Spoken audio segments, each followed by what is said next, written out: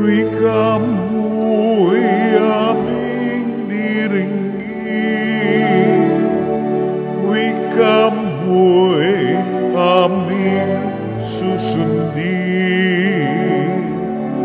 wikamo'y aming tutupin. Sumainyo ang Panginoon. At sumaiyo rin. Ang mabuting balita ng Panginoon ayon kay San Juan. Papuri sa iyo, Panginoon. Noong panahong iyon, ang mga Hudyo'y kumuha ng bato upang batuhin si Jesus. Kaya't sinabi sa kanila ni Jesus, "Maraming mabubuting gawa mula sa Ama ang ipinakita ko sa inyo. Alin ba sa mga ito ang dahilan at ako'y inyong babatuhin?" Sinagot siya ng mga Hudyo, "Hindi dahil sa mabuting gawa, kaya ka namin babatuhin, kundi dahil sa paglapastangan mo sa Diyos. Sapagkat nagpapanggap kang Diyos, gayong tao ka lang." Tumugon si Jesus, "Hindi ba nasusulat sa inyong kautusan? Sinabi ko, mga Diyos kayo." Mga Diyos ang tawag ng kautusan sa mga pinagkatiwalaan ng salita ng Diyos, at hindi maaaring tanggihan ang sinasabi ng kasulatan. Ako'y hinirang at sinugo ng Ama. Paano ninyong masasabi ngayon na nilalapastangan ko ang Diyos sa sinabi kong ako ang anak ng Diyos? Kung hindi ko ginagawa ang mga ipinagagawa ng aking Ama, huwag ninyo akong paniwalaan. Ngunit kung ginagawa ko iyon, paniwalaan ninyo ang aking mga gawa. Kung ayaw man ninyo akong paniwalaan, sa gayon matitiyak ninyong nasa akin ang Ama at ako'y nasa Kanya. Tinangka na naman nilang dakpin siya, ngunit siya'y nakatalilis. Muling pumunta si Jesus sa ibayo ng Jordan sa pook na noong unay pinagbibinyagan ni Juan. Nanatili siya roon at maraming lumapit sa kanya. Sinabi nila, "Si Juan ay walang ginawang kababalaghan, ngunit totoong lahat ang sinabi niya tungkol sa taong ito." At dooy maraming sumampalataya kay Jesus. Ang mabuting balita ng Panginoon. Pinupuri ka namin, Panginoong Hesukristo. Magsiupo na po ang lahat. Isang magandang umaga po sa inyong lahat.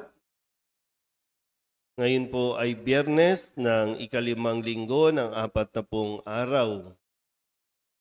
Eksaktong susunod na Biyernes ay ang pagpapakasakit at pagkamatay na ng ating Panginoong Hesukristo, kung saan ngayon ay narinig natin sa ating ebanghelyo na ninais na siyang batuhin muli ng mga tao doon sa templo, pero tumalilis o umalis si Jesus.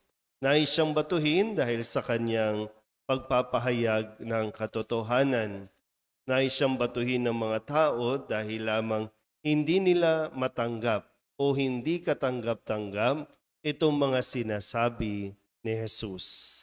Parang talagang nagpantig ang kanilang mga tenga at sa sobrang galit ay ninais nilang patayin si Jesus. Pero nanatili si Jesus, nanindigan sa kanyang ipinapahayag dahil ito ang katotohanan. Kaya ganun po kahalaga na dapat mismong tayo, kapag alam natin kung ano ang totoo, tiyakin natin na ito yung katotohanan. At kapag tiyak na natin, kaya nga sa ating pong pananampalataya, hindi lang tayo basta bininyagan para maging Katoliko na sinasabi. Hindi nagpapatuloy ang ating pagsasaliksik, nagpapatuloy ang ating pag-aaral, pagdalo sa mga Bible studies, pagdinig sa mga katisismo, mga aral ng simbahan. Kasi hindi yung nagtatapos na bininyagan ka na, tapos na. Pero kapag nakikwestiyon ang ating pananampalataya, ang bilis nating bumigay. Hindi sapat na araw-araw lang tayong nagsisimba. Dapat meron tayong matibay na pinanghahawakan at ito ay ang lalong-lalo na ang salita na ibinibigay sa atin ng ating Panginoong Hesu Kristo. Ito ang magpapatatag sa ating pananampalataya. Ito ang magpapatatag sa mga panahon na kung saan tayo po ay susubukin o sadyang sinusubok dahil marami po ang hindi makakatanggap ng katotohanan. Panindigan mo kung ano ang katotohanan kahit mag-isa ka na lang. Kailangan maging matibay yun. Kaya sabi ko, napakahalaga nitong pundasyon na ito na ibinibigay sa atin ni Jesus. Kahit isa ka na lang. Kung ito ang katotohanan, panindigan mo. Hindi pwedeng mabali o baliin natin ang katotohanan dahil lamang mas marami ang nagsasabi ng kasinungalingan. Sa panahon natin ngayon, hindi ko alam kung sumusobra na ba tayo sa kalayaan. Tandaan niyo po, ang sabi ni Jesus, ang kalayaan ang magpapalaya o ang katotohanan ang magpapalaya sa atin. Pero kamusta nga ba tayo ngayon? Yung lalo na ang panahon natin ngayon, yung era ngayon, na ang dami natin mga sinasabing, be sensitive sa feelings ng iba. Be sensitive doon sa nararamdaman ng iba. Kung kaya, hindi na natin madiretso kung ano ang dapat na marinig ng mga tao. Lagi na lang tayo nakadepende sa kung paano nila ito gustong marinig. Ang dami na nating label na ginagamit para lamang maapis natin, para lamang hindi natin masaktan ang damdamin ng ating kapwa. Ilagay lang natin sa konteksto po dito. Kasi maging ang salita ng Diyos, binabago natin yung pamamaraan para lamang mas maiugnay natin. Ang pakikiapid. Yan ang katotohanan. Ang pakikiapid, kasalanan. Kung ano man ang ngayon, naalala nyo pa ba minsan, kasi lately nagkaroon tayo ng mga issue na naman tungkol sa pamamaraan. Kasi ngayon, kahit ang mga kabataan, laging karapatan namin. Lagi na lang puro karapatan natin na wala naman na sa tamang konteksto. Ang simbahan bilang ina ay didisiplina sa atin. Kapag dinidisiplina tayo, nasasaktan tayo. Pero sa pamamagitan niyan, diyan din tayo natututo. Ang pagnanakaw, maliit man o malaki, pagnanakaw. Hindi natin pwedeng i-justify na, piso lang naman to, 100 lang naman ito. Yung iba nga, milyon-milyon eh. Ang pagnanakaw ay pagnanakaw.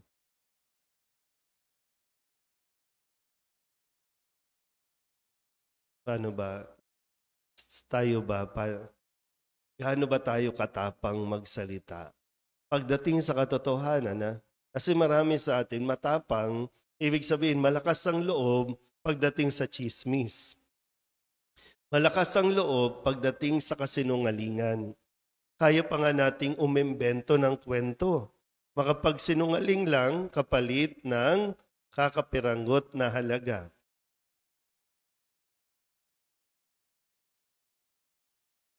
Paano tayo matututo kung hindi natin maririnig kung ano ang totoo? Pag tamad. Sabihin mo tamad. Hindi yan sisipag sa pagpapakyut natin. Kahit, sabi nga dito, kahit batuhin tayo. Basta't alam natin kung ano yung katotohanan na nagmumula kay Kristo na ipinaparating sa atin, gawin natin. Maraming hindi lang ngayon kasi, no, sabi, be sensitive, pero alam niyo, marami lang sa panahon natin ngayon, nag-aarti-artihan, mga paarti na. Pero ang ihina ng loob eh. Mabanggit mo lang ng konti yung kanyang, no, yung itsura, kakasuhan ka na. Mga balat sibuyas, di ba, no? Mga balat sibuyas yan, mga kaartihan na yan. Natuloy tayo, hindi na natin madiretso. Sabihin natin ang derechahan sa mga tao. Pagdating sa salita ng Diyos, ito yon. Hindi tayo pwedeng tatahimik lang. Lalo pa sa inyo tayo, nagsisimba tayo lagi. Tapos tahimik ka lang pagdating sa usapin ng pananampalataya o anong nangyayari sa atin. Ganito katapang si Jesus. Hindi para lang sa katapangan lang. Kasi kailangan niya maging matapang para mas marami ang maligtas. Para mas marami ang matuto. Father, huwag mong sabihin yan kasi magkakaroon ng depression. Magkakaroon sila ng anxiety. Kaya maraming may depression at anxiety kasi marami ang natatakot magsalita ng katotohanan. Diretsahin nyo na.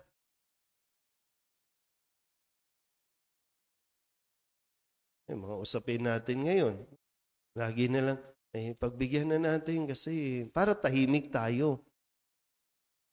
Ganun lang lagi. No? Para maging masaya sila. Sige na. Hindi nakadepende sa kung ilan ang magiging masaya. Yung katotohanan. Kasi hindi dapat yan binabase sa kung ano ang gusto ng iba. Nagiging subjective, no, yung katotohanan. Kung anong gusto naming marinig na katotohanan, yun. Di ba, dati po, no? Dati, ha? Di ba tayo mga estudyante naman tayo dati, no? Talagang pag nasa loob ng classroom, yung katotohanan talaga naririnig natin. Pero dahil narinig natin, doon tayo nababago. Pag napapahiya tayo, no? Halimbawa, naranasan nyo na ba yun? Pag sa loob ng classroom, pag sinigawan ka ng teacher, pag namura ka ng teacher, hindi ko sinasabing i-promote natin yun, no? Pero, di ba? Pag namura ka ng teacher, napahiya ka ng teacher kasi nga hindi ka gumawa ng assignment, yun yung katotohanan eh. Pero naging parang pambukas ng, sige, bukas, titiyakin ko makakasagot na ako. Mapagalitan lang eh. Tawagan ng teacher, tawagan ng magulang, i-video natin. Kaya tuloy, mga estudyante, mag-graduate ng walang nalalaman. Hindi mo pwedeng ibagsak yan. Parang ganun. Wala nga natutunan. Sasabi, ano nangyari sa K11, K12? May natutunan ba? May mga trabaho na ba ang K11, K12 graduate? Kaya lang kasi, natatakot tayo magsalita. Yung quality nawawala dahil lamang, be sensitive kasi yung rights nila, yung karapatan nila. Sana po, no? Muli sa pinakita ni Jesus, may mga pagkakataon na susubukin ang ating pananampalataya. May mga pagkakataon na po pwede tayong batuhin dahil sa paninindigan natin at pagsasalita ng katotohanan. Pero maging matapang nawa tayo hanggang sa huli, katulad ni Kristo. Amen.